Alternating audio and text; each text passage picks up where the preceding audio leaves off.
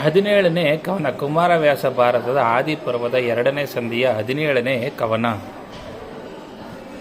ಸೋಮನಿಂ ಅಂದರೆ ಚಂದ್ರನಿಂದ, ಸೋಮನಿಂ ಬುಧನ ಅಂದರೆ ಚಂದ್ರನಿಂದ ಬುಧನು, ಸೋಮನಿಂ ಬುಧನ ಬುಧಂಗೆಯು ಭೂಮಿಯಲ್ಲಿ ಪುರೋರವನು. ಬುಧನಿಗೆ ಚಂದ್ರನಿಂದ ಬುಧನು, ಬುಧನಿಂದ ಪುರೋರವನು. ಸೋಮನಿಂ ಬುಧನ ಬುಧಂಗೆಯು ಭೂಮಿಯಲ್ಲಿ ಪುರೋರವನು. ಅವನಿಂದ ಬಳಿಕ ಮಹೀಪತಿಗೆ ಊರ್ವಶಿಯೊಳಗ ಆಯುಕುಮಾರಕನು. ಅಂದರೆ ಪುರೋರವನಿಗೆ ಊರ್ವಶಿಯಲ್ಲಿ ಆಯುವು ಹುಟ್ಟಿದನು. ಆ ಮಹಿಷಗೆ ನಹುಷಂಗೆ ಮಹಾತ್ಮ ಯಯಾತಿ. ಬಳಿಕ ಸೋಮಕುಲವೆರಡಾಯಿತು ಯದು ಪುರುಗಳ ದೆಸೆಯಿಂದ. ಅಂದರೆ ಚಂದ್ರನಿಂದ ಬುಧನು, ಬುಧನಿಗೆ ಇಳೆಯಲ್ಲಿ ಪುರೋರವನು ಜನಿಸಿದನು. ಪುರೋರವನಿಗೆ ಊರ್ವಶಿಯಲ್ಲಿ ಆಯುವು ಹುಟ್ಟಿದನು. ಆಯುವಿಗೆ ನಹುಷನು ಮಗನಾದನು. ನಹುಷನ ಪುತ್ರನು ಯಯಾತಿಗೆ ಇಬ್ಬರು ಮಕ್ಕಳು, ಯದು ಹಾಗೂ ಪುರು ಮಕ್ಕಳು. ಅವರಿಂದ ಚಂದ್ರವಂಶವು 2 ಭಾಗವಾಯಿತು.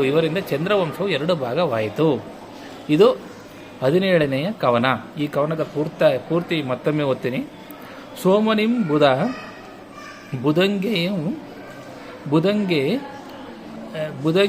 ಬುಧಂಗೆ ಆಯು ಭೂಮಿಯಲ್ಲಿ ಪುರೋರವನ.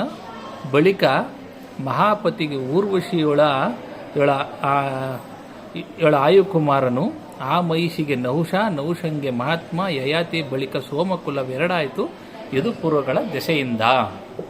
ಮೊದಲನೇ ಲೈನ್ ಕೇಳಿಸ್ಕೊಳ್ಳಿ. ಸೋಮನಿಂ ಬುಧಂಗೆ ಆಯು ಭೂಮಿಯಲ್ಲಿ ಪುರೋರವ. ಅಂದರೆ ಚಂದ್ರನಿಂದ ಬುಧನಿಗೆ ಇಳೆಯಲ್ಲಿ ಪುರೋರವ ಜನಿಸಿದನು. ಪುರೋರವನಿಂದ ಊರ್ವಶಿಯಲ್ಲಿ ಆಯು ಹುಟ್ಟಿದನು. ಆಯುವಿಗೆ ನಹುಷನು ಮಗ. ನಹುಷನ ಪುತ್ರ ಯಯಾತಿಗೆ ಯದು ಹಾಗೂ ಪುರು ಮಕ್ಕಳು. ಇವರಿಬ್ಬರಿಂದ ಮತ್ತೆ ಇವರಿಬ್ಬರು ಭಾಗ ಆಗೋದ್ರಿಂದ ಚಂದ್ರವಂಶವು 2 ಭಾಗವಾಗುತ್ತದೆ. ನಂತರ ಇನ್ನೊಂದು ಕವನ, 18ನೆಯ ಕವನ. ಯದು ಪರಂಪರೆಯಿಂದೆ ಯಾದವ ಹೃದಿಸಿದರು. ಪುರೋರವನ ದೆಸೆಯಿಂದುದುವೆ ಕೌರವಂಶವಾಯಿತು. ಯದು ಪರಂಪರೆಯಿಂದ ಯಾದವರು ಹುಟ್ಟಿದರು. ಪುರೋರವನ ಪರಂಪರೆಯಿಂದ ಕೌರವಂಶ ಹುಟ್ಟಿತು ಎಂದು. ಯಯಾತಿ ಪೌತ್ರರಲ್ಲಿ ಅಂದರೆ ಯಯಾತಿಯ ಪುತ್ರರಲ್ಲಿ ವಿದಿತ ಪೂರ್ವೋತ್ತರದ ಯದುವಂಶದ ಕಥಾವಿಸ್ತಾರವನ್ನು ಹೇಳಿದವನು ದುಷ್ಯಂತನಲ್ಲಿ ಶಕುಂತಲೆಯ ಕಥೆ ಸಹಿತ.